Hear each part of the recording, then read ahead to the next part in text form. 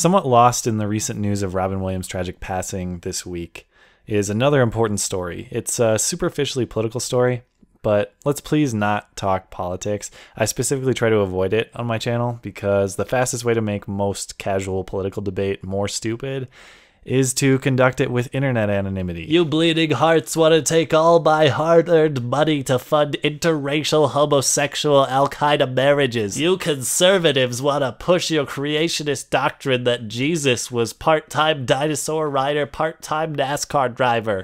Let's not. The only thing political about this story is the person affected is a politician. See, in my home state, Montana, the 4th largest state in landmass, but the 7th smallest by population, we have a very competitive Senate race coming up this fall. It's a race of consequence, actually, nationally. Republicans need only a handful of seats picked up in the Senate to regain control of that House of Congress. And Montana is certainly a state they could pick up and lock up in November. The two major party candidates were set, and the race had pitted a Republican businessman from my hometown of Bozeman named Steve Daines against a career military man and former lieutenant governor of Montana, John Walsh. Politics aside, I respect the hell out of John Walsh, or at least I did. And I guess now to a slightly more damaged extent, I still do. He's the only Iraq veteran in the Senate, and he led men and women of the Montana National Guard overseas. Legislatively, he's made big efforts to help our service members after they return to civilian life, and that's something that is incredibly important to my family and I, so I like the guy. But last week, the New York Times revealed something interesting about Brigadier General Walsh. He plagiarized his entire master's thesis for the U.S. Army War College in 2007, and not just a little bit, not just a paragraph, not just a page, not just the title of the document or a section or anything like that, the whole damn thing. Ouch. I won't go into more detail about this story because it's merely an example of what I want to discuss. If you want more details, including an infographic that shows exactly which works he plagiarized and how, it's all linked in the description. Long story short, in spite of his military record and advocacy for veterans, I knew I couldn't vote for Walsh in the fall.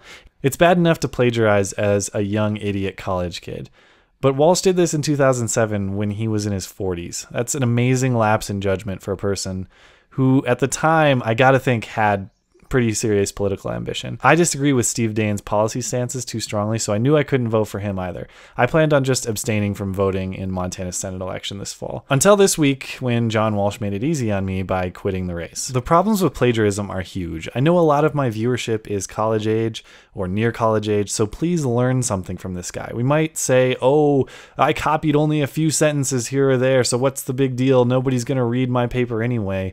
I'll tell you what the big deal is. Plagiarism is not only wrong, but it's screwing yourself out of meaningful growth too. Plagiarism is two very bad things. It's stealing and it's lying.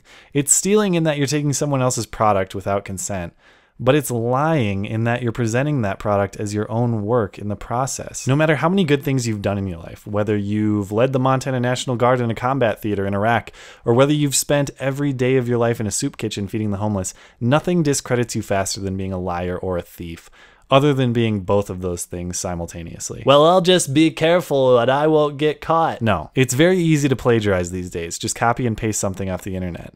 But with ease of copying comes ease of checking for copying. Not only is it easy for someone to copy and paste your text into a search engine to look for a match, but many professors are using automated software to do that for them. You're kidding yourself if you think they aren't. But even if you are successful and you don't get caught, are you really successful and have you really won? Despite what many people believe, and perhaps contrary to the way the system is trending, a college degree is not a product you buy. It's something you earn to commemorate the process of becoming a non-idiot. I've said it before, but the goal of college, specifically an undergraduate degree, should be to learn how to think, how to analyze, how to solve problems.